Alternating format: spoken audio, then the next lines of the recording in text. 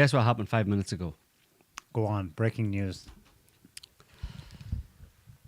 This happened 5 minutes ago. Well, this was a prelude to what was going to happen before 5 minutes ago. That happened 5 minutes ago. Stick it up there, Scotty. Oh, yeah. Go ahead. Blimey.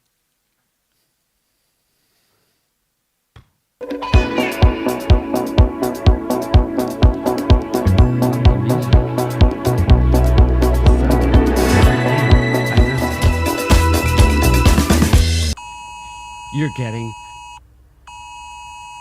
an annoying beep on your phone. It's the test of the emergency alerts, a new UK government service that will warn you if there's a life-threatening emergency nearby. In a real emergency, follow the instructions in the alert to keep yourself and others safe. Hands, face and space. Protect the elderly. 2 weeks to flatten the curve. This is a test. You do not need to take any action, but just wait. We're going to be sending real ones soon. Just rolled this out. 20 million it cost, actually, apparently. They spent 20 million of Her Majesty's, or His Majesty's pounds, Great British pounds, sterling, on getting some dude to set up a... and it's actually, you don't actually sign up for it. If you have a phone, yeah, it just sends it. Everybody gets it. If you have a cell phone in the UK, everybody gets it. I think you can maybe somehow turn it off if you go into your phone. Somehow you can. Anyway, you can't turn it off, I think, but most people probably won't. So a lot of people are going to be getting it. So it's an emergency in the event of an emergency. In the event of a life-threatening emergency nearby. Now, we have a few candidates for that, don't we, Neil? You have a few candidates for that. Absolutely. Well, first and foremost... Well, who do we look to when there's a life-threatening emergency? Who has been causing emergencies, at least, for the whole of the Western world for the past, 8 or 10 years? Yes, that's right, Mr. Putin himself. He is the life-threatening emergency that is predicted anytime soon to endanger your life. I can't believe, actually, that they just went with that headline with no kind of qualifiers in it whatsoever. Check it out. Telegraph, today, actually. Headline, Vladimir Putin is preparing to attack the UK. So this is going to be the source, if and when... Yeah, go ahead. The deployment of spy ships. It's chilling. Is that a life-threatening emergency, though? I think that merits an alert. Yeah. The Russians are coming. Spy ships is chilling. Britain is far from ready to counter whatever he has planned. He's planning something. I don't know what it is, but he's putting ships in the sea, which is highly unusual for Russians to put ships in the sea close to the UK. Well, the headline's mad. So let's go down and see what on earth, if anything, they have of substance here. So this is a real photo of the ship, and apparently there's a guy on it. You see, he's small to us here, but that guy is in above on the top deck. That's regular sailors, I guess, regular clothing. But apparently the guy on the main deck below is wearing military fatigue and has a balaclava on. And a gun. And he's armed. Look at this. Oh, breathless. Opening a paragraph. For a long time, it was only speculation. Now we know for certain Russian spy ships are mapping wind farms and key cables off the British coast. There can only be one reason for this: to learn how to sabotage UK and European critical infrastructure in the event of a full-scale war with the West. Yeah. Learn how to sabotage critical infrastructure. Now, that reminds me of something. Was a while ago some kind of critical infrastructure in the sea, under the sea, on the seabed, sabotaged? Who did that? The Ukrainians in a yacht. That's right. Nord Stream 1 and 2. Yacht, the Andromeda. Yeah. The Nord Stream 1 and 2, that was the Ukrainians in a yacht. It wasn't, according to that blowhard Cy Hirsch, Pulitzer Prize winning my ass, whatever, making up stuff, saying the CIA. CIA blow things up? Fake Get news. out of here. They don't blow things up. Fake news. When did the CIA ever blow something up?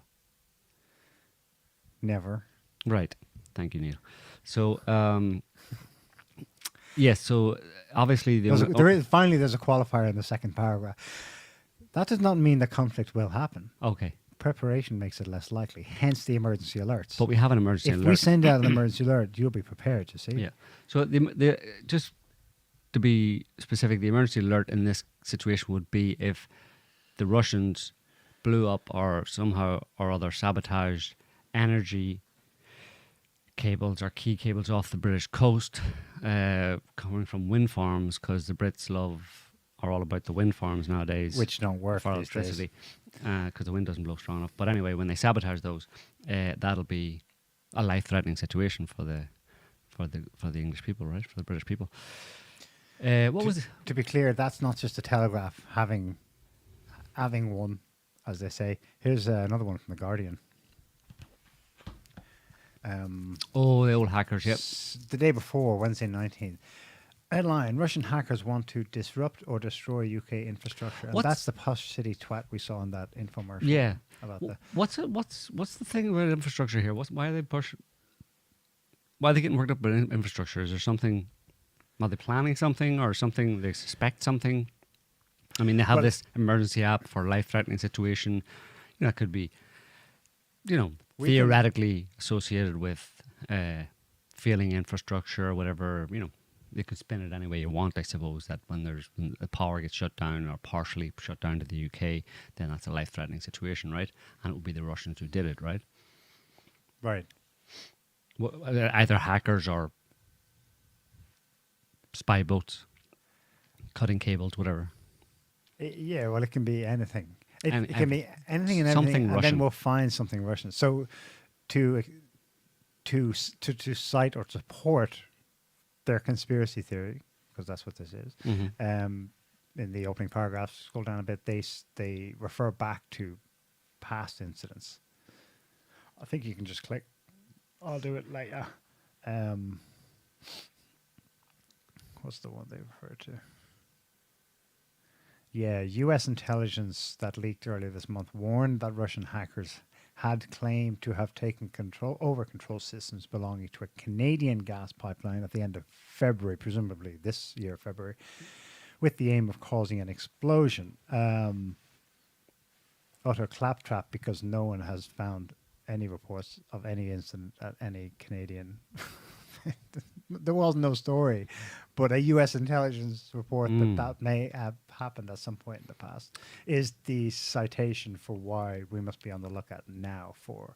He said that obviously it's spurious. Now, he said disclosing the threat is not something we do lightly, and he's going to describe he describes the adversaries as ideologically motivated rather than financially motivated, adding that they are less likely to show the same level of restraint as those directly employed by a nation state, making the situation particularly concerning. So is it Russia or not? Yeah, exactly. So these are ideologically driven. They don't care about money. They just want to destroy the West. Kind of like those jihadis, right? The Russian hackers are the new jihadis, right? They want to destroy our way of life. Right. They hate freedom and democracy. They're not in it for the money. No, they hate the freedom. Yeah. Just like the jihadis. Is anybody seeing a commonality here between in the general theme? Anyway, but freedom isn't free, Neil, Costs folks like you and me. You just got to believe, and that's the cost. The cost is to suspend your critical thinking abilities and just believe, because freedom isn't free, and it needs you to just believe. Specifically, just believe what your government tells you about things, even if it sounds like a line of bullshit, and it's the same narrative they spun before. Just remember, freedom isn't free. So, the British media has been having one this last week. Obviously, it's spurious on the face of it, but do you think there's a grain of reality? How does what is their calculation for spinning spurious? Well, it would be, just given as good as they get, right? I mean, the CIA can blow up Nord Stream 1 and 2, the pipelines, in the event of an escalation of, major or more major escalation of hostilities between Western countries, i.e. primarily America and the Brits. They would expect with anticipate Russia. Likewise in return. Yeah, and the Russians There's probably... no track record of Russia doing such. No, but they would have that on their... Probably have that on their list of possible to-dos in the event that things get a bit more serious. But, it wouldn't be something they would undertake lightly, as that guy just said. Yeah. About these emergency alert systems, I've seen British commentators go, bloody hell, this is dystopian. How do I turn my phone? I don't want to hear it. Apparently you can, you tell us in the comments, if you're in Britain, if your phone was off, did it still ping? Apparently you can do that. It doesn't require it being on. Anyway, it's been rolled out in other places long before now. This is more of a serious aside. Canada has such a thing. Specifically, I think it's province-based. So the province of Nova Scotia had it up and running, and it had been used in a couple of instances. It mysteriously failed in Nova Scotia when there was an active shooter on the loose for about 36 hours during the first lockdown of April 2020. And they never, it's part of an ongoing investigation, actually, a public inquiry as to, that's one of the questions, why did that not work? So when you've got it, you don't bloody use it if it suits you. So I think Germany had it too. So Germans were sent a warning message after the massive flooding of, was it the Rhine River, somewhere in Western Germany, maybe last summer or 2 summers ago. Like, that's great, but you know, I'm here in the flood. I suppose this is meant to remind you that, you know, we got your back, except when shit actually happens. Yeah. Then you're on your own. Exactly, yeah. We got your back whenever we want to kind of scare you, but yeah. I mean, I've got more barmy British war reporting, although this concerns Ukraine directly. Do you want to wait for that? No, go ahead. Barmy British bullshit. In fairness, this is technically an American author, but also in the Telegraph this week. God almighty. Where are they getting off on this? Like, it's just like the worse the situation becomes in Ukraine, the more confident they appear in total victory. The West against Russia. It's the headline in the Telegraph again. Ukraine can retake Crimea within months, comma, if we let it. Byline, there's no need for a diplomatic solution. Russia's war could soon be brought to a humiliating, and not just total victory, but humiliating defeat for Putin. Ben Hodges is actually a retired American general, but whatever. Anglo-American, there is one on this. Yeah. Well, there's General Petraeus, retired now U.S. General Petraeus, actually... Or betray us. Betray us. About 4 or 5 days ago, where was he? The Bush School. It's in Texas. What's the name of that? Texas A&M University. He was speaking at the Bush School of Government and Public Service, and this is what he said. Late May, early June, there is going to be a heck of an offensive from the Ukrainians, very likely in the south. It probably has to be roughly the Melitopol area, and they will try to sever the ground line of communications that Russia has established along the southeast coast of Ukraine, linking into Crimea. I believe that they are going to achieve, for the first time in this war, true combined arms effects. Keep believing. Because they will, for the first time, Russians have not at all done this. They've failed from day one. They have sent tanks just right down the road without infantry. The Ukrainians will have tanks with infantry and infantry fighting vehicles, keeping the enemy's infantry and their anti-tank guided missiles off those tanks. They will have engineers and EOD to reduce obstacles and defuse explosives and mines. They will have air defense to keep the Russian air off them. They'll have electronic warfare to jam the Russians' networks. They'll have artillery and mortars to suppress the enemy forces. They'll have good command and control. They'll have logistics pushed right up behind them with additional arms, ammunition, or arms, fuel, water, food, medical support, and they'll have reserve forces, which they did not have in the offensive in the Kharkiv area last fall. That was very impressive, but basically culminated, ran out of steam because human beings can only go for about 72 hours-ish before they just physically no longer have any capacity to do much on the battlefield. I believe that's what's going to happen.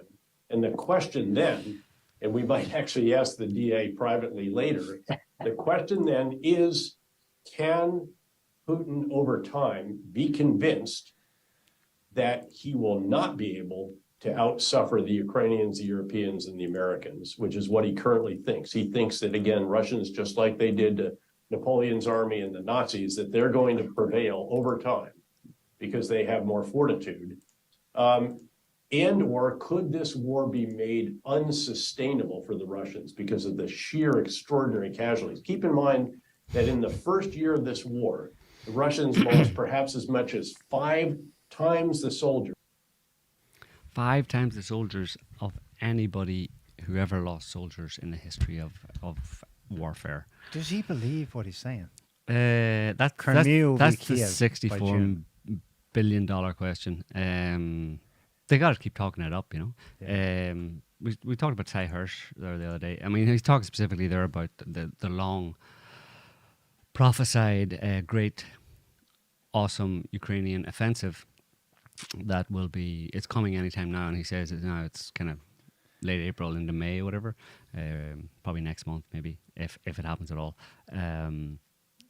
The West have been With whose army? Well, put together a bunch of battalions, whatever, cobbled together as many battalions, like 9 or 10 or something like that. With I heard minimal amount of equipment, basically, just to get to make them so they can put in a good enough show of it, But yeah, he's talking it up. I mean, well, remember the shell shortage issue? Exactly. Apparently, that was solved this week. Do you want to see this? Sorry, I know I've interrupted you midstream, but just check out the hell. This is Reuters. They fixed that issue. This spring offensive is going to go in with these shells. Unbelievable. Reuters. South Korea to lend. We want them back, by the way. Yeah. 500,000 rounds of artillery shell to Ukraine. That's apparently how they're going to do it. Yep. Someone did a calculus on that. That will be enough for 2 weeks at the current rate of attrition the Russians fire. But that's all they need. They only need a couple of weeks and they'll take Crimea. Oh my God. Okay, sorry, I interrupted you. No, it's okay. So, it's interesting you bring it up, though, because in those leaked documents from the guy that we talked about, Texera, the kid. Yeah, there was talk about. Poor guy. There was mention of South Korea there, but the US putting pressure on South Korea to get behind the support for Ukraine. And they're clearly listening in on their comms. Within a couple of weeks.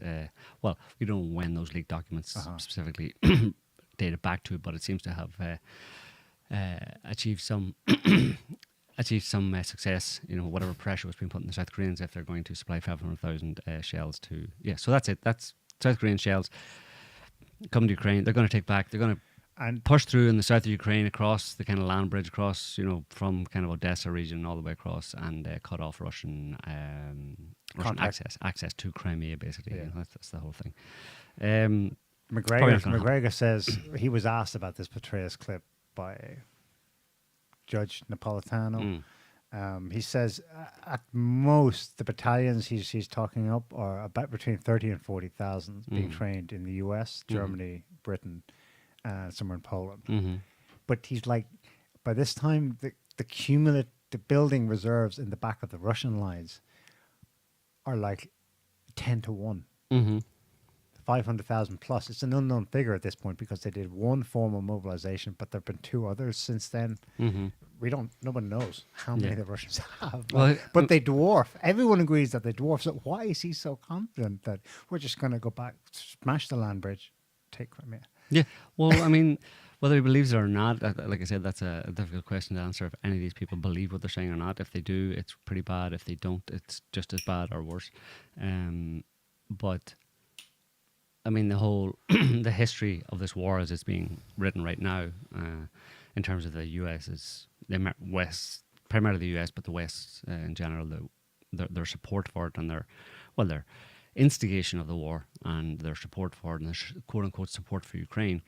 I think history is, you think you need several years to look back and see what was actually going on, but I think we can call that one now while it's still ongoing. Is that this was just the Western countries using, however they managed to do it, which, is multifaceted, but using Ukrainian manhood, essentially, bodies, hundreds of thousands of... An entire generation. Yeah, hundreds of thousands of Ukrainian men, basically, to throw them at their enemy, and for some reason the Ukrainians are going along with it, And that's all they do. So, I mean, he's just talking there about throwing more Ukrainian bodies at the Russian army and the Russian artillery, Russian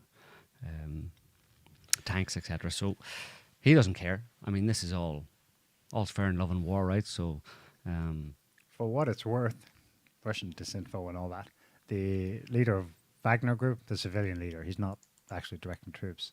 Prigozhin, he's quoted by TASS this week as saying that Ukrainians are abandoning positions, not just in what remains of Bakhmut, but in Chasiv Yar, the fortification to the west of that. yeah. Yeah, you have a political class, both in Ukraine and the US, who are extremely corrupt and in it for themselves, for their own financial, primarily financial gain. And they are, it's a sad thing to say, but it's very true across the board in any society, I think, depending on the country. It varies depending on the country, but in Ukraine it seems to be very easy for the political class, backed up by the Western political elites, to convince, strong arm, manipulate, whatever, Ukrainian men to go and continue to fight against really pretty dire odds, and to sacrifice themselves for no good reason whatsoever. That's what they're doing. I mean, this is we talked about Cy Hirsch and him talking about him exposing what everybody really knew already, that the CIA effectively blew up Nord Stream 1 and 2. Here he is talking to a show Going Underground about the money behind it. This was in a report as well previously, in a written reports, that 400 million, basically, there was $400 million sent to Ukraine, earmarked for buying oil and gas, primarily oil for the war effort, technically, and most of that just went somewhere else, basically, or a lot of it went somewhere else. Just have a listen. According to you, you're saying that Zelensky was told off by Bill Burns about all Zelensky's officials riding around in Kiev in new Mercedes-Benzes and the like. The actual message, as I understood it, and he was not alone on the trip, so the actual message, that is, there were other people from the community with him, intelligence community, the actual message to Zelensky was the bureaucrats and the generals are getting very angry at you because you're taking too much of the scam. You know, you're taking a bigger cut. And he was given a list of 35 people that were involved in corrupt activities. Zelensky did fire 10 people on the list, some generals and officers and some civilian bureaucrats. Most of the agencies in the government that normally do contracting work, normally do directly with normally you do a contract with somebody supplying toilet paper, you'll contract the paper company. Everybody's gone to brokers. Everybody's now getting third parties involved because that increases the chance for money on the side. And the corruption there is just beyond belief. It always has been, and that doesn't change. And so that's all I was writing about. Yeah, there's a lot of people to pay off, basically. That's how you keep the whole thing a situation where this shouldn't really be happening. It's ridiculous. You know, saner heads should prevail. When saner heads don't prevail, it's because they're all being paid not to be sane. You know, to carry on, to keep up the facade, you know, Slavo-Ukrainian and Russian aggression and blah, blah, blah. And we shouldn't just, you know, hang Zelensky out to dry on this. There's a lot of people to pay off back in London and Washington as well. Yeah. Petraeus is now a privateer. He does it for profit, beaches for money. Those posh city twats now in government in the UK, we know how they function. While they're in government, they're 100% mercantilist. They're taking in checks from whoever will pay them right now for anything, which is gas, because what they just said in that report we saw in The Guardian was, well, we're suspect, you know, we're on the lookout for a threat from people who are purely ideologically motivated for no financial incentive whatsoever. You know, unlike us, of course. Who just do it for the money. Yeah. Yeah, because it's much worse to be ideologically motivated than financially motivated, right? It's like a normal person would just only do something for money. They would never do something because they thought it was the right thing to do. It's hard to separate it for in terms of what motivates Western leaders. I mean, we've commented before on... It's money. It's not hard to separate. It's money, I know, but they're so ideologically convincing when they speak. Stoltenberg, for example, he's a civilian bureaucrat. He's got an official position, NATO Secretary General. He's out in Kiev again. Ask a drug addict why he wants more drugs. To make the world a better place. Yeah, there are any number of narratives that all will not be about why he actually, why he actually wants more drugs, because I'm addicted to it. Yeah. That's it. At bottom line, I'm addicted. No. It's not that. It's like, it's really good. It's good for the world. It's good for the people. economy. It's good for everything. It's good for the Mexican cartels. Any number of narratives. That's what you're wondering. Like, they seem ideologically motivated. Yeah. Well, it's their bank balance talking, basically, spinning a yarn. I know, but my God, what a lie, though. In the sense that.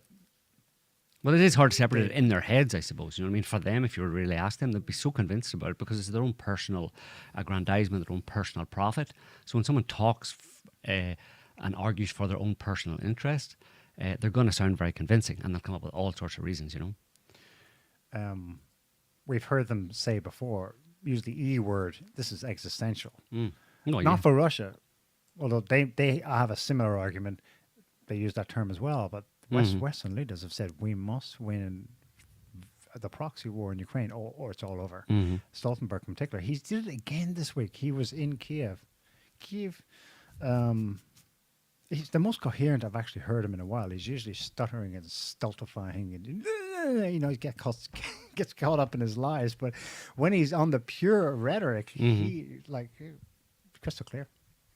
We must ensure that robust, powerful arrangements are in place for Ukraine's security. Let me be clear. Be clear. Ukraine's rightful place is in the Euro-Atlantic family. Ukraine's rightful place is in NATO.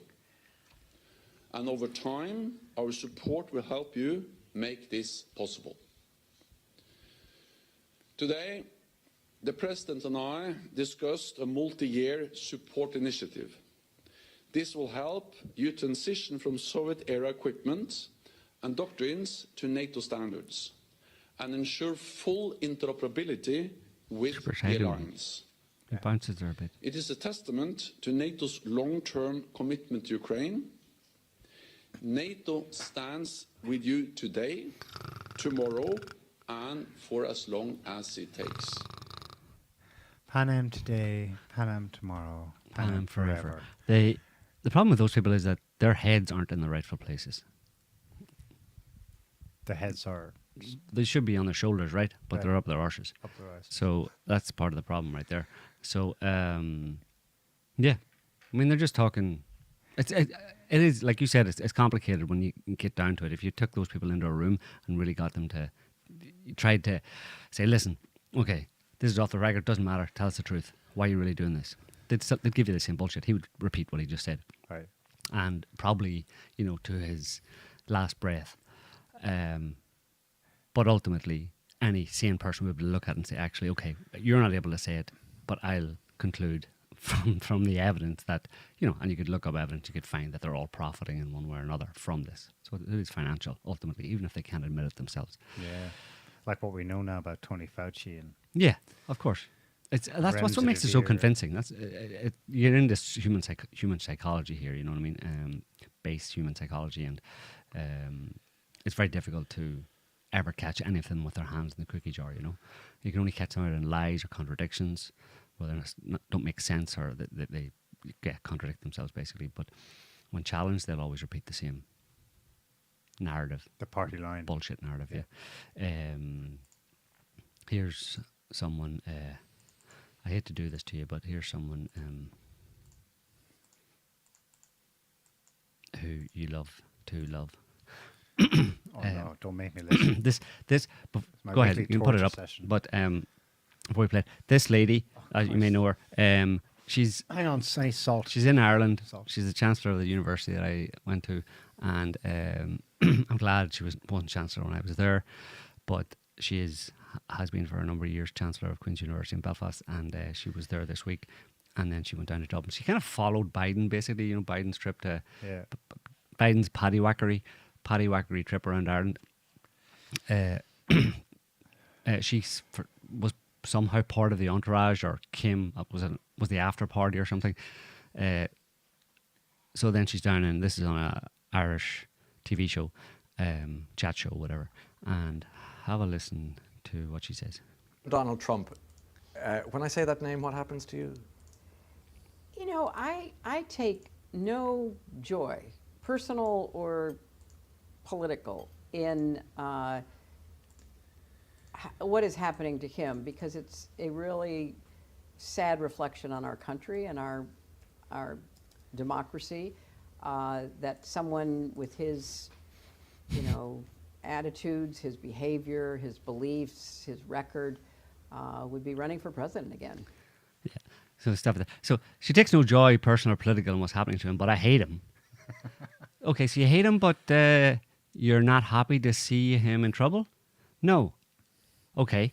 But what she does, this woman does, if you pull up the next one, if you remember, what she does take joy in is in the public murder at her behest of the heads of states of other countries, like Muammar Gaddafi. Yes, we came, we saw, he died. Did it have anything to do with that your joy? visit? No, I'm sure it did. Psychopathic. Remember that one back in 2011? That was her responding to the murder at her and her ilk's behest of Muammar Gaddafi. I think that because may he have was been- in the way. Yeah. That was a moment, even for Americans who were Yeah, gung-ho about yeah. Well, foreign wars. When there's- they saw that, they thought there's something wrong with these But then Democrats. supposedly And then supposedly a bunch of them elected or voted for her in the 2016 presidential election. You have to assume that a lot of them didn't see that, right, or didn't remember it by I don't 2016. know. She was getting the same. She had to cancel rallies because no one turned up. Right. I seriously doubt she won But the she popular vote. but she won the popular because vote. she won the popular vote when the counting for that ended in like December, Hmm. and they just kept finding more votes for her. Mm-hmm. It was dubious. I think they just corrected. Anyway, better leave it there. What amazes me is that kind of stuff can happen over and over again. Americans can see, if they see it. This is the other question: is do they actually see it? How many Americans actually pay attention to what's going on in the political It's a minority, sphere? probably. That's a problem. Unlike other countries, for example, France, where people pay much more attention. They're and you get a encouraged much. to. Well, the word. I think they do naturally by themselves. They're of that kind of inclination, and you get a much higher percentage of people protesting or angry at government, egregious government behavior or whatever, or lies, whatever. But in America, you don't get that for some reason, well, probably for that reason that most people aren't paying attention. They're distracted. They're living too high in the hog. They're too much freedom. Too much freedom dulls the senses and makes you not interested in what's going on, basically. For example, here's another one. Again, Hunter Biden laptop was one several years ago. A lot of people, how many people saw that? How many people were aware of it? The fact that the New York Post released a story about Hunter Biden's laptop and the information on it, which showed Hunter Biden doing deals with foreign businessmen, Ukraine and China, supposedly, kind of cash for access to, or financial gain for access to my pop, the vice president. Who would take 10%, Right. according to Hunter Biden. Right. So this one, ex-CIA chief spilled on how he got spies to write false Hunter Biden laptop letter. You remember in this Hunter Biden laptop story that I just mentioned, came out in the New York Post. The entire US establishment rounded on it and censored it and got it removed from the New York Post, and it was denounced as Russian hacking or Russian disinformation. Some vague, didn't say how it happened or that how the Russians got access to Hunter Biden's laptop to place these false documents. Didn't say any of that. It was just like, no, this looks like, it looks a bit like, it smells like Russian disinformation to me. So that's what it is. So Twitter, Facebook, and all the rest went and suppressed it. So, and then that arguably, based on polls, now I don't know how much you believe in polls, but polls after the 2020 election, a few polls said, or the respondents in the polls said that if they had known about the Hunter Biden laptop story, they wouldn't have voted for Biden. And therefore, so you have direct election interference But as they by saw, the intelligence agencies. as they saw, they were protecting American democracy. No, it's interfering. Well, how, yeah. by interfering in an election. Yeah, Isn't that a contradiction? it is. Okay. Yeah. Anyway, we'll just read a little bit of this. Joe Biden's presidential campaign prompted former acting CIA Director Mike Morell to help Biden by organising 50 colleagues to sign a letter in October 2020, falsely claiming that damning emails from Hunter Biden's laptop, published by the Post, were Russian disinformation. So it's basically a former CIA director who thought he was going to be made CIA director again under Biden. Got a call from Blinken, current Secretary of State under Biden. Blinken called him in 2020. This is so before the actual election happened, and Asked him to bury it. asked him to not to bury it, but asked him to get the 50, go around and get as many former and current intel heads or chiefs or notable individuals to write this letter saying that we all agree that this is Russian disinformation, and on that basis then Facebook and Twitter and all these other people can censor the story and it can be suppressed, basically. And he says on the third paragraph there, Morell, identified as a potential CIA director under Biden, said he organised the letter to help Vice President Biden because I wanted him to win the election. Black and white. And that's what he did. I mean, he helped him. If we assume that the election was legit, then it wasn't legit anyway, because this guy and 50 other members of the intel agencies all decided to throw their lot in for and sow disinformation, spread disinformation that helped Biden, covering up factual information that was damning to Biden, and we would have you'd have to allow for the possibility that that swung the election in favor of Biden, and which it would not have done if they had not decided to do that. And this is Blinken put him up to this. The current Secretary of State put this former CIA director Morell up to getting all these other intel agencies to come out with a statement, and nobody cares. Not that this guy Mike Morell, he was deputy director of the CIA at the time. Not that he would have needed much encouragement. This is the same guy who, outwardly, frankly, on a public interview with Charlie Rose 6 years ago, told him that the United States should give weapons to terrorists in Syria, quote, so that they kill more Russians. Mm-hmm. Yeah, he didn't need much help for sure, or much encouragement. So the thing about it is, I imagine this happening in a country like, again, let's say France, or probably several other countries in the West, in Europe, and you would have significant public outcry and protests. Right. In France, it would be like they would be busting down the doors of the Élysée Palace and dragging the government would out. fall for the new absolutely. elections. Yeah. But in America, nothing happens. I mean, this is pretty egregious. This is like evidence that the intel agencies, the glorified, glorious, unimpeachable intel agencies, American intel agencies, Specifically were directly the interfering. foreign ones, which are explicitly in U.S. law not allowed to interfere in domestic issues. Right. They basically interfered and, arguably stolen an election. And Americans, well, we have to assume most don't actually know about it. Yeah. That's the key part. Tucker Carlson gave an interview this week. We watched it earlier today. Not an interview, it was a Q&A following a short speech he gave at the Heritage Foundation. Mm-hmm. The moderator asked him at the end, what are the two biggest things we've noticed in the last 20 years that are important, that have changed our country? He said, number one is information. It's the ability to prevent access to information. The largest majority of our own population is not just misinformed or disinformed, they're just not even on the radar at all. Mm-hmm. That has killed our democracy. Yeah, so it's the media, basically. Yeah. Well, on that point, this is an example. This is not the same story we just talked about, but happening at the same time. It's an IRS whistleblower has claimed that Hunter Biden is being given preferential treatment in an inquiry into his quote-unquote financial affairs. Now, financial affairs would obviously be linked to his tax returns and all that kind of stuff and where he got his money from, and that would link back to his father and the cash for access to his daddy that was on his laptop. So there's an IRS investigation ongoing into it, and the system, the IRS chiefs and within the Washington establishment are putting pressure on individual agents and the IRS who are tasked with this investigation into Hunter Biden to shut the hell up and leave him alone. And so it's producing whistleblowers. Now, the interesting thing in the context of what we're just talking about, look at the headline. This is the only story the Telegraph have done on it.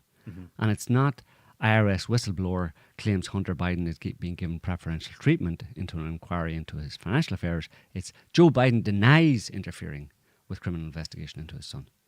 You know what I mean? So the first thing people get is that there's a denial. You know, Not that they don't have the facts yet. You know, that's what Tucker Carlson said. it's People like- don't have the facts with Yeah. which to assess Yeah. the information they're getting. Yeah. The facts are removed, and then they get the headlines like that, and they're Yeah. like, their mind will kind of skip because it'll go, oh, I must have missed that, but they'll move on because it's fast paced. They're not informed to make any kind of discernment about such a headline. Mhm. That's the same in Britain, like. it's like known kleptomaniac chocolate addict caught with chocolate smeared around his face denies stealing chocolate from store, rather than a known kleptomaniac chocolate addict was caught stealing Right. chocolate from a store, says store owner. Yeah. You know what I mean? That subtle twist on it, but we're still just reporting the facts. That's just a fact they're reporting. They're just reporting that Joe They're Biden reporting has on the denied fact it. of a denial. Right. Yeah. Fucking assholes. They have no shame. Yeah. Life under cycles. Did you? It's a bit old, but this is on the kind of media, not so much media. Well, suppression. You know, people know about the Twitter files and all that kind of stuff. Elon Musk did an interview. I don't know if it's the full interview. It airs on Monday. When was it? Maybe it did air this week, or maybe it airs tomorrow. I'm not sure. It was on With the Carlson. 16th. Yeah. Sunday. Maybe it aired last Monday. But anyway, did I send that, Scotty? Yeah. Have a listen. 14 seconds. The degree to which various government agencies had effectively had full access to everything that was going on Twitter blew my mind. I was not aware of that. Would that include people's DMs? Yes. Yeah. DMs too. Yes. So not just what you were posting publicly, What you were saying privately.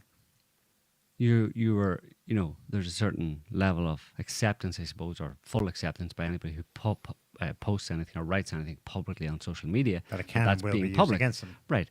But private messages on those platforms are called private messages for a reason. They're not public, and you're writing stuff to whoever in the same way you write an email or write a letter back in the day or have a telephone call or speak to someone privately. And government agencies, i.e. the Intel Agency, FBI et al., had access to any information they wanted on any citizen. Again, this goes back to Snowden said this 10 years ago. Chickens are coming home to roost. So that's what's going on. And again, you know, how many people are aware of this? How many Americans who use social media are aware of this, know that their intel agencies are spying directly on their private messaging on social media for the specific purpose of checking out to see whether or not they're supporting the right or the wrong candidate according to... This is dictatorship stuff. This is like, thought crime and wrong think and wrong speak. That's happening in America, has been happening undercover, slightly under the surface for many years, and Americans still believe they're living in the land of Check free. this out. This is what it's leading to. Headline last week. This is from NPR local station. 3 St. Louis residents indicted on charges of illegally pushing pro-Russian propaganda. Not bureaucrats, not officials in the national security state. 3 citizens, civilians. A federal grand jury has charged 3 St. Louis residents with illegally pushing pro-Russian propaganda and misinformation about Ukraine and sowing discord across 3 states through the African People's Socialist Party. The indictment alleges that the party's chairman, Omali Yeshatela, and members Penny Joanne Hess and Jesse Neville acted as illegal agents of the Russian government without notifying the U.S. Attorney General. They each face up to 10 years in prison for that charge. They also face up to 5 years in prison for conspiring to have U.S. citizens act as illegal agents. So at this point, you're wondering, okay, agents, well, they must have had some contact with the Russian government. There was some official transfer of information, or they set up some kind of information, maybe a media outlet or function within the US on the behest of. No, they're guilty of sharing memes. Mm-hmm. They're guilty. This guy likes to speak in public squares and stuff. They're guilty of articulating Russia's point of view in the Ukraine war in public. Mm-hmm. That's what they've been charged And with. this goes back to that. Holy shit! This is like, What's the name of it? This is way. This is like What's the name of the act they passed? the Restrict Act. The Restrict Act.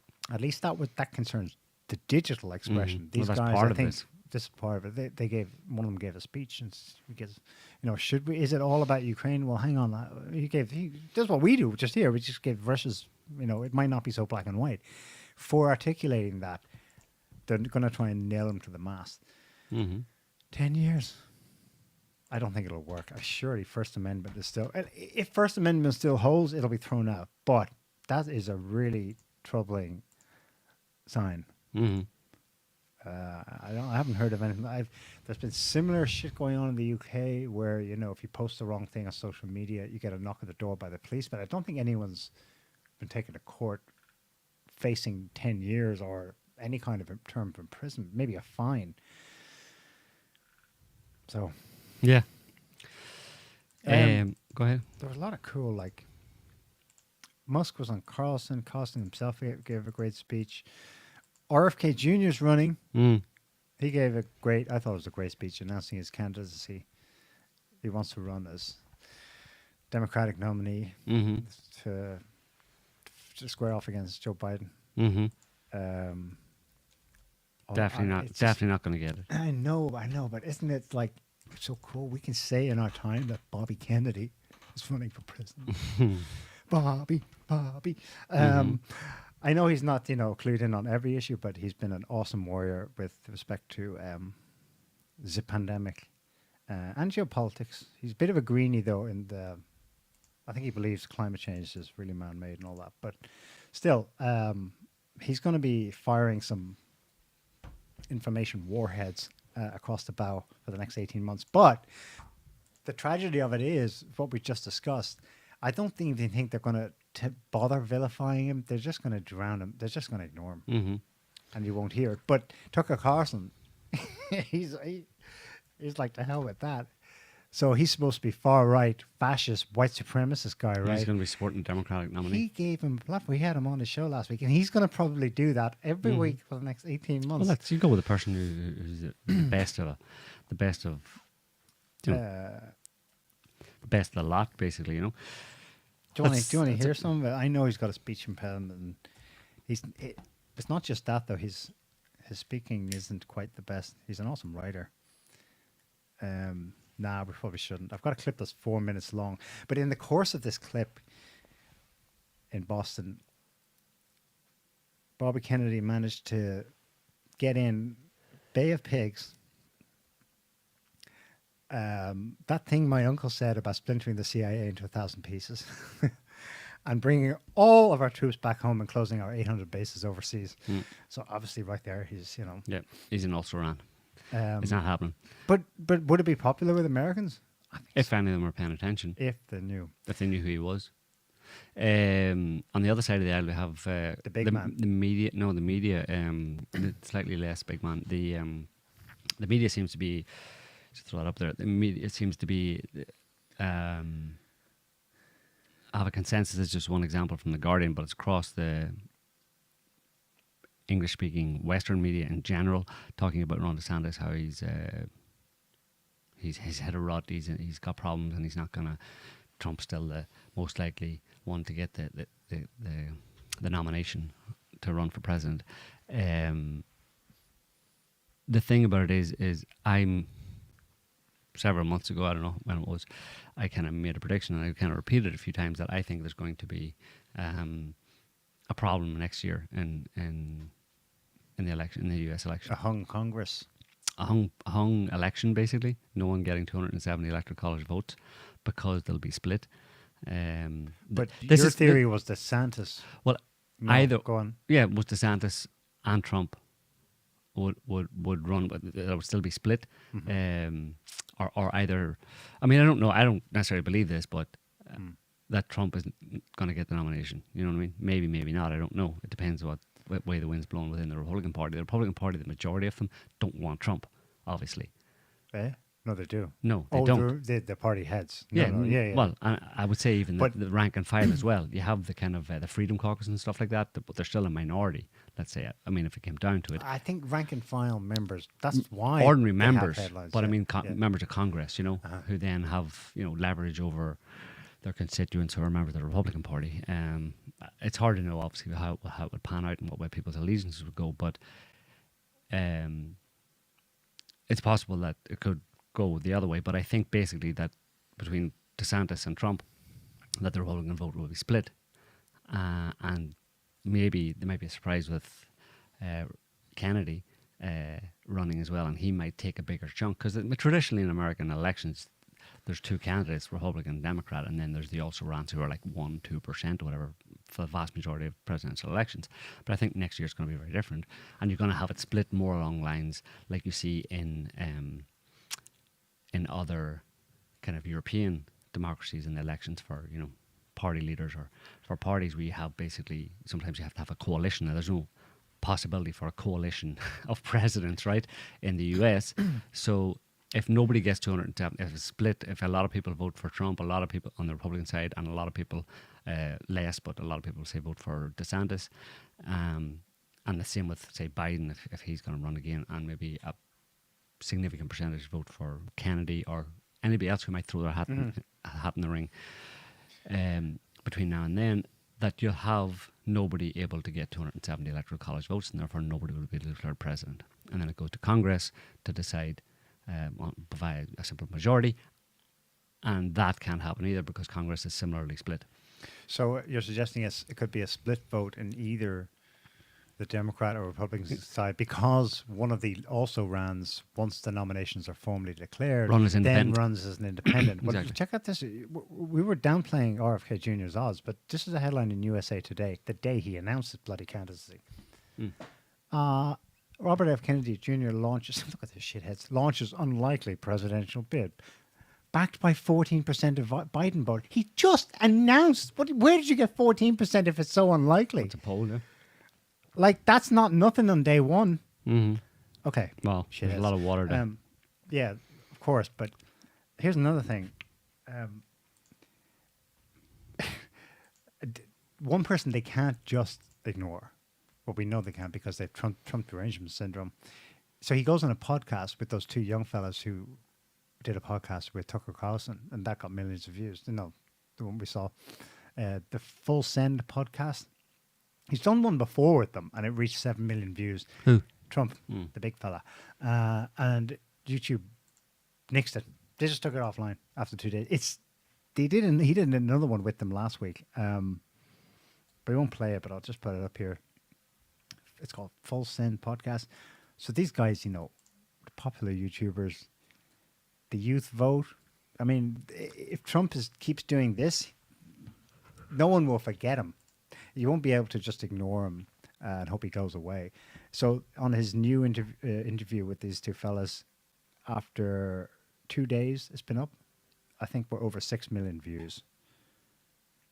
It's not bad, actually. It's not a bad interview to listen to. He kind of harps on about the threat of nuclear war. That's why you need me. I'm the one who can deal with the international situation, stop inflation, get the economy. It's the same old Trump stuff, but to a different audience. Mm-hmm. How many views is that at now? 2 days in. 6,000. Don't know. I can't see it because of the logos on our screen here. 6.2 million. 6.2 million. Alrighty. And he kept it light-ish, warning him about nuclear war and a possibility of a madman getting a nuke. Not, suggesting that it's Putin per se, but it could be anyone, the way the world's going. But he generally kept it light. He did not keep it light when he spoke at he was guest of honor at the NRA annual convention last week. I clipped his closing comments. Most of it's about, the the Democratic DA in New York coming after me and all that nonsense. They're trying to get Stormy me to get Daniels. to. These were his closing comments. We are a failing nation. We are a nation in decline. Super low. And now these radical left lunatics want to interfere with our elections by using law enforcement. And we can't let that happen. The USA is a mess. Our economy is crashing. Inflation is out of control. Russia has joined with China, unthinkable. Saudi Arabia, great people, have joined with Iran. China, Russia, Iran, North Korea have formed together as a menacing and destructive coalition. Our currency is crashing and will soon no longer be the world standard, which will be our greatest defeat in 200 years and was unthinkable just a few years ago. Unthinkable that that could happen, but it's happening before your very eyes. Doesn't sound good. No. Doesn't sound like it's salvageable, but whatever. It's not. He reckons he'll be back in and he's going to... It's not. If anyone's serious, they've got to be thinking like, maybe they are. Maybe they're thinking. Maybe they're thinking along the lines you're suggesting. Crisis next year. Continuity of government. Yeah, and or rebellion / civil war. Continuity of government and trying to maintain it, but it's falling apart. Who knows? We'll have to see. No crystal ball. You have something on Macron, don't you? Oh. So Jupiter, a.k.a. President Emmanuel Macron of France, landed back to Earth last week from China. Jesus. I almost feel sorry for him. So he decided to... He'd missed his fellow countrymen so much that he decided to go and walk about and have a chat with them, you know. Get some love, share some Chinese love, something like that. It didn't go too well.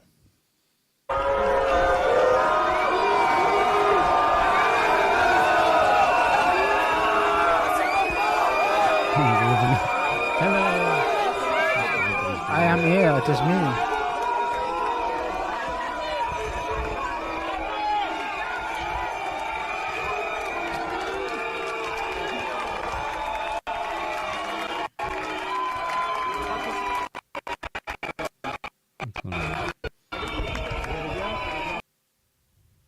That's enough of that. So then he thought, well, maybe indoors I'll be safer. You know, outdoors it's a bit. The weather isn't too good. It's a you know? bit buoy. Yeah. So he went indoors and he met some workers in a factory and stuff like that. And then what? Oh, what's that? What? Oh my God! Let's look at this in slow motion. Hang on. Whoa. Notice that you can see the shadow of the egg just before it crosses his face, and then bang! Right in there.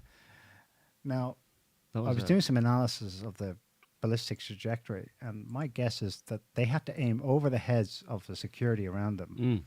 And if the shadow was cast by the light above, so that person had to aim. No, it came from below. In a parabolic. No, I think it came. Look at the trajectory. It comes up and hits him. You know, almost up, but at least parallel. You know, it didn't come down on top. It hits him like in the forehead there. Are you suggesting the egger could have been among his entourage? No, I think. Well, maybe yeah. I mean, it could have been an inside job, or see. I don't know. Is that it there? Like boom. You see, it's hitting him right on the forehead, like but upward. See the dot on his head there. Boom. Yeah. It looks like it comes up from somewhere, so that could be an inside job, you know. Maybe, but I don't know. I'm going with someone on the grassy. Russian. I'm going with Russian. Grassy egger. knoll. I think it was someone on the grassy. If there's a grassy knoll beside anywhere near there, that's where probably the egg came from. And alternative, like you said, a Russian trained egg. It might have been launched from a new hypersonic Russian egg launcher. Apparently, they've been working on that. I hear from the media, and it's extremely serious, you know. That sounds like exactly something the Russians would do. Yeah. Based on everything else I've heard the last year. You know? Yeah. And it's used some weird physics because basically, obviously, they launch an egg at hypersonic. Russian physics. Weird. Yeah. Weird. No, very, very dark stuff. It's exotic tech because Dark to launch energy. an egg from at a hypersonic, hypersonic speed, you would think you'd destroy the egg at the point of launch, right? Mm-hmm. But they've developed special types of eggs that are super hardened, so they can take the velocity. But then whenever it reaches its kind of trajectory, it softens. It softens, so it can It splatter. gets all yolky. Yeah. That was a really yolky hit. Yeah. Yeah. Anyway, Macron, apparently Le Pen has wasted no time. That's the kind of right-wing opposition, in a certain sense, leader in France, Marine Le Pen. She said that he can no longer... He said that the problem is that Emmanuel Macron is completely bunkered. It's like Hitler in the last days. He's completely bunkered. She didn't say it He was was like trying Hitler. to prove her wrong by going out there. Yeah. So he goes out and he gets egged and booed.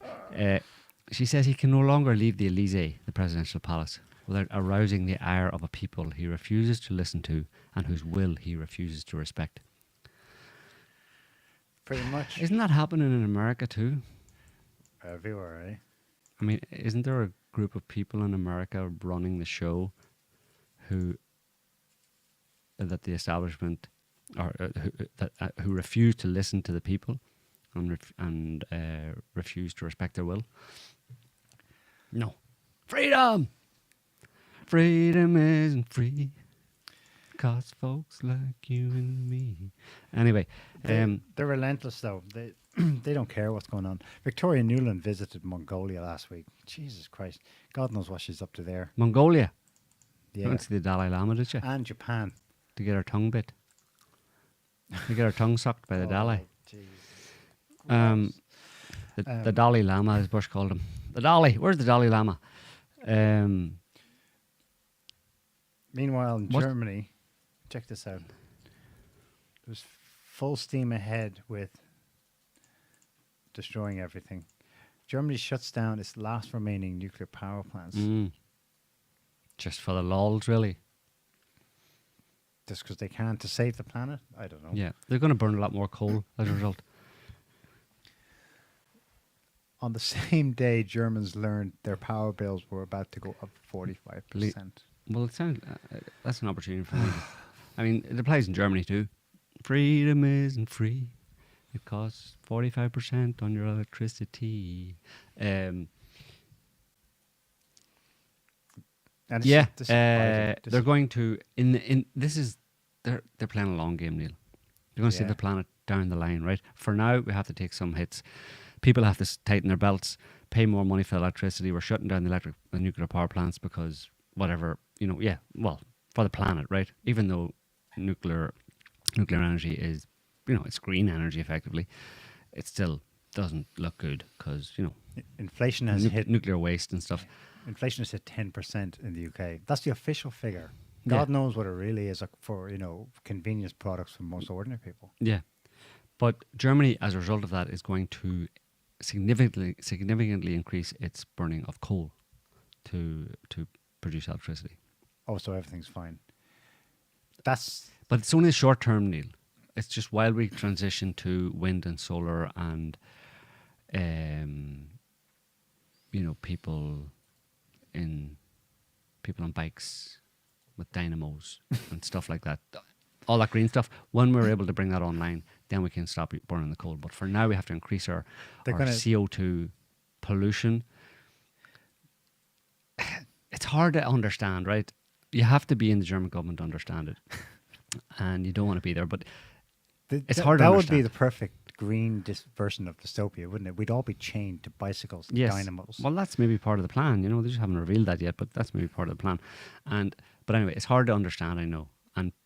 But maybe that's why you're not in government, because you're not able to understand. Help! I'm a Westerner. Get me out of here. You can't understand. I need to get out of the West. Maybe my folks were right. Check out this next one. When you leave Westernia, common sense comes back in. So Turkey, which of course has been laid low by the earthquake, especially this guy. He's awesome. I think he's the Interior Minister, Suleiman. He's the one who said, like, after that terrorist attack in Istanbul, I know who's behind this, Washington. until the ambassador did get out. Europe is an American pawn, says Minister Suleiman. Tell us something we don't know. I know, but voila. You're not allowed to say it, though. But it's becoming worse and worse. It's just... You remember, Macron suggested this. And the media in Europe was apoplectic at him. Yeah, he said for suggesting it. that Europe shouldn't be Just America's last week. vassal. But one person's vassal is another person's partner. Or mule, as this guy said. One person's mule is another man's equally sized horse. The horse at least still has some rights and Yeah. freedom in the field. I don't know. Look, it doesn't make any sense. But that's, again, I say that doesn't make sense because you and I and everybody else listening to this lacks the intellectual capacity to understand it. It's very complicated, very convoluted, and you're better off just going back and... is that a new COVID variant? I think there's a new COVID variant coming, Neil. Right. You better get in the house. So... What was that thing in Kiev on Thursday night? That was a fireball. Twitter is ablaze with Was. speculation that it's a new Russian weapon. It was. It was both. It was a fireball from space or from the Russians. From space Russians. I don't know why people were particularly... I think it's because it was Kiev. We've seen loads of videos like this the world over. Well, anybody can watch loads of videos like that every month. We produce a Earth Changes summary video every month, and every month, almost without exception, there are at least 3-4 of those in different parts of the world. A lot of them over the US. So this is one over Kiev, right? This is one example Yeah, over Thursday. Kiev. But this happens all the time, exactly like that. You can watch our Earth Changes video that's released on south.net at the first week of every month for the month previous, showing all the crazy weather and climate type events that have gone on. Pretty dramatic, but there's always 3 or 4 of these in it in different parts of the world, over Europe, over Asia, over America, people from dash cams, from their CCTV, whatever, from cell phones, and that's a classic fireball fragmenting as it comes through the atmosphere. And there's a fireball, what do you call it? Not fireball, but meteor shower. What is it? This time of the year. Leonids. Anyway, but they're usually seen as just little sparks flashing through the sky, like little shooting stars, right?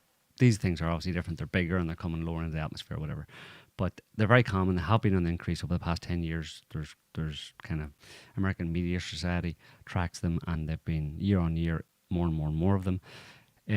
But the fact that it happened over Kiev, yes, obviously caused a bit of an alarm, and it's like, what is this? But quickly, Kiev actually initially said it was a NASA satellite that was scheduled to come back down to Earth, a defunct satellite, but it wasn't that, because NASA said, no, actually that's still floating up around in the atmosphere somewhere, or in orbit somewhere. You know, when these kinds of descriptions of such things are like in the ancient past, to talk about, fire and brimstone from the sky and stuff, and modern people go and they said, well, they must have imagined it or they didn't see it. But they lack the information. We today have science. We understand what this is.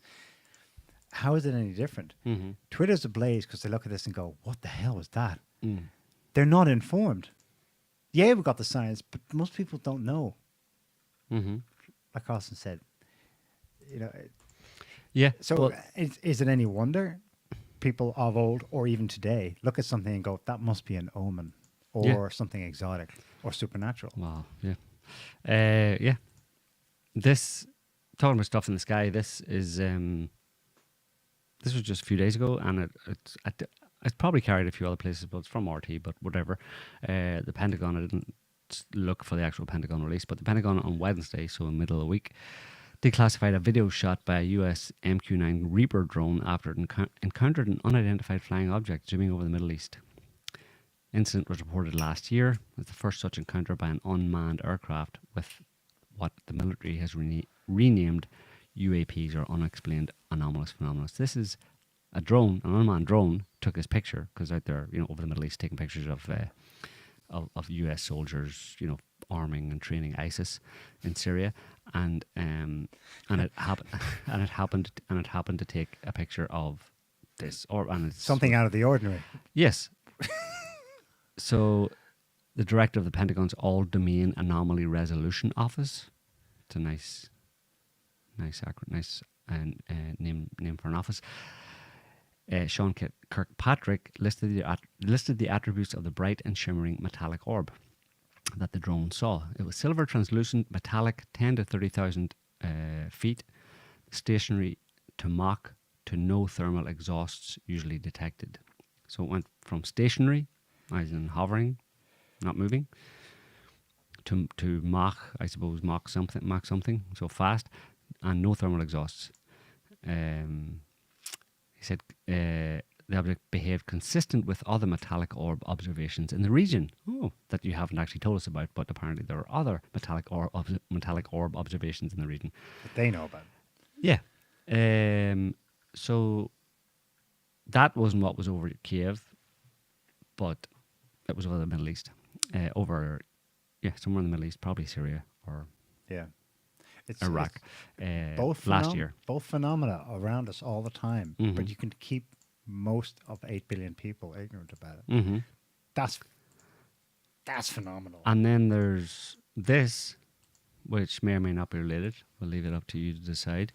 This is from the Madison County Sheriff's Office in Texas. Madison County Sheriff's Office from 3 days ago are investigating the death and mutilation of cattle along TXOSR, whatever that is. Ranchers advised a 6-year-old Longhorn Cross cow had been found lying on her side, deceased and mutilated on their ranch. A straight, clean cut with apparent precision had been made to remove the hide around the cow's mouth on one side, leaving the meat under the removed hide untouched. The tongue was also completely removed from the body with no blood spill. No signs of a struggle. Grass around the cow was undisturbed. Ranchers also reported that no predators or birds would scavenge the remains of the cow, leaving it to decay untouched for several weeks. No scavengers. They wouldn't touch it. 5 other similar occurrences involving 4 adult cows and 1 yearling were reported along the area, running into Brazos County, etc. The cows were found in the same condition, lying on one side with the exposed side of their face cut along the jawline and the tongue once again completely removed. On 2 of the 5 cows, a circular cut was made removing the anus and the external genitalia. The circular cut was made with the same precision as the cuts noted around the jawline of the cow. No signs of a struggle, etc., etc. So this was carried on, what was it, The Blaze or some. It's not mainstream, but is it The Blaze? Is that Yeah, that's Glenn Beck's. Glenn Beck's paper, basically. He carried it. I don't think many others did. But it's interesting, yeah. You don't hear anything about that in the media. But obviously, people who listen to this show probably know that there's a long history of cattle mutilations and their association with unidentified aerial phenomenon going back a long time. So I just thought it was interesting that it appeared in a somewhat alternative media. Somewhat mainstream, somewhat alternative, The Blaze. These things, they will get reported, but because there's no conspiracy not to report them, that's too much involvement. It's just the amplification of it and the misdirection of where your attention ought to be. That was Trump's main point in his podcast, actually. Everyone's attention is on a doom scenario involving climate change. And he's like, it's so frustrating because there is a doom scenario before us right now, but it's to do with this war and economics, not this fucking climate change. Yeah. Same thing, misdirection. I have one last item. This is from the conspiracy theory 40 years ago, but now, it turns out to be historical fact desk, or looking probably so. It's still based on one guy's claims, but still, it's interesting that British and American tabloids have bothered to report on it. The second gunman, not Mark David Chapman, may have shot John Lennon, author claims. The British author David Whelan. A second gunman. If you scroll down, I think the basics of his discovery. So he's not just anybody. He's a British author and TV producer, and he's making a documentary that's coming out later this year about this. He's saying that Chapman may have been brainwashed by the CIA to serve as a patsy. What do you know? Say it ain't so. Who spent, the researcher spent 3 years investigating this up one way and down the other, he's going to point out all the inconsistencies in the official narrative of Lennon's 1980s slaying. as well as weird coincidences. David Whelan, the author, whose book is Gimme Some Truth, The Assassination of John Lennon, and a documentary to be released later this year, believes the official narrative that Lennon was shot from behind by Chapman is untrue and that a more professionally trained gunman shot him from the front into his chest. And much like Sirhan Brainwashed Patsy Sirhan plus and other shooters. Much like Sirhan, a few years before, well, several And years before. Name Your Mass Shooting. And JFK. Yeah, well, that's the thing. I mean, you know, we talk about this kind of stuff every week, and none of it. We look at what's been going on, and we look at different major stories and what we want to talk about, and none of it is a revelation to us. It's, but it is to the masses 43 years after the fact. Yes. That's fine. Right. Not in the moment. Holy shit, don't spoof them. It's a revelation. It's not a revelation to us in that sense, but it's a revealing of what we already knew or strongly suspected. So these days, there's more and more stuff coming out that confirms, and from, you know, not from necessarily a long time ago, but from more recent years, you know, going back 10 or 20 years, bit by bit, there's information coming out, like we just talked about on the show, stuff that just a few years ago, we and many others were saying, look, this is bullshit, this is what actually happened. Now, 2-3 years later, we have to sit there and suffer through the media saying, giving some kind of lip service to, yeah, well, I suppose that might have been kind of partly true at the time. But, you know, the COVID thing. The Biden laptop. Yeah, I mean, speaking of COVID, that's the Biden laptop, obviously, we just mentioned, but that's one last thing I wanted to just put up here. Jesus, where am I getting that from? This is, it's a bit long, but we can just play a little bit of it. It's Jordan Peterson talking to Dr. Scott Jensen, who was in the Minnesota Department of Health. Yeah. He was, I don't know. He was vice chair of the Minnesota Senate. Right. Health and Human Services Committee. He was also, obviously, he still is a practicing doctor. That's why he was on the body. Right. Just play a little bit of it. I had access to more information than many people did because I was vice chair of the Health and Human Services Committee in the Senate. And so I was aware of much of what was going on. And then in the early days of April of 2020, when I received an email from the Department of Health with a link to the CDC advising me as a physician that they were going to adjust the way death certificates were completed, skeptically at that. And I said, what's going on here? And without meaning to be any kind of grand whistleblower, I ended up making comment about this on a local TV program that I'd been on the news for. And that traveled quickly. What did adjust death certificates mean? Basically, in the Minnesota Department of Health communication to the physicians, they said, if you believe that COVID-19 may have contributed to the cause of death, you can go ahead and put it down as the cause of death.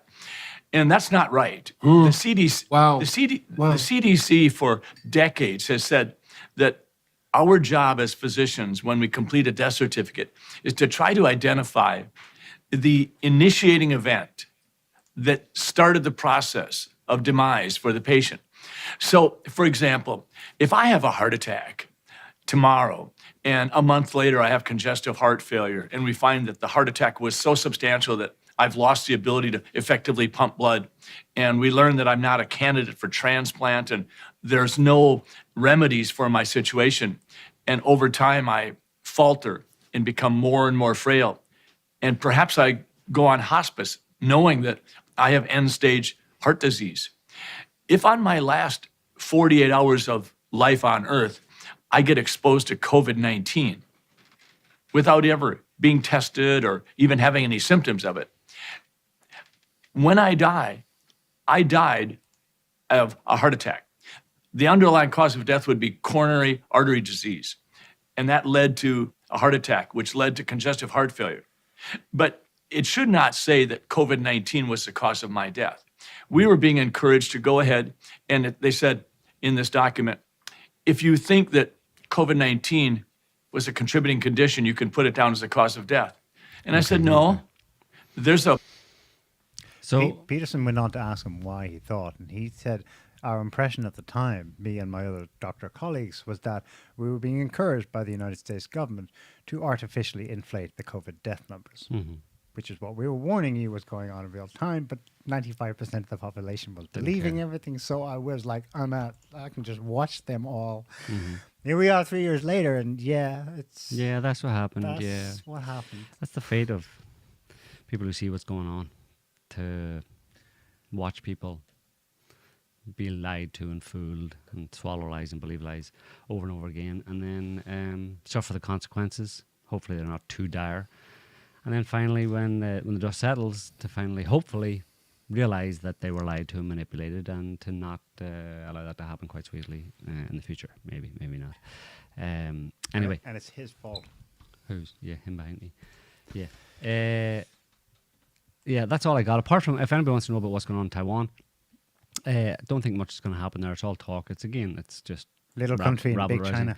There's a report in Reuters. Basically, the headline is U.S. war game on Taiwan shows need for decisive action to boost arms. They might think that's like, let's boost arms to Taiwan, right? But what they actually mean by that is, in the second paragraph, it said that the House of Representatives Select Committee on the Chinese Communist Party, led by Mike Gallagher, conducted the unusual tabletop exercise on Wednesday evening with Washington think tank, the Center for New American Security. The results showed that the US resupply of the island would be impossible after conflict begins.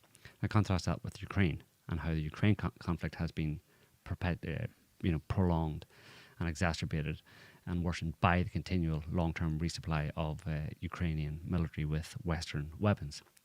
That can't happen in Taiwan. Yes, they know that can't happen.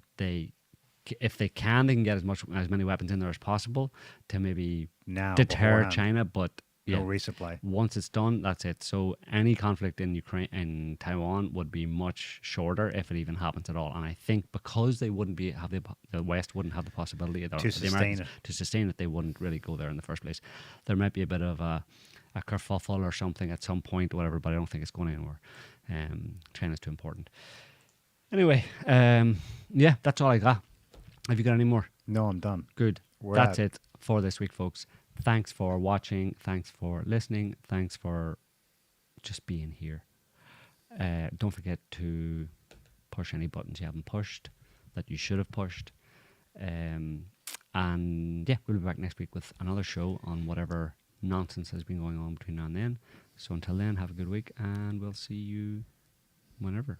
Thanks for watching. Bye, everyone. Can't stop the signal now.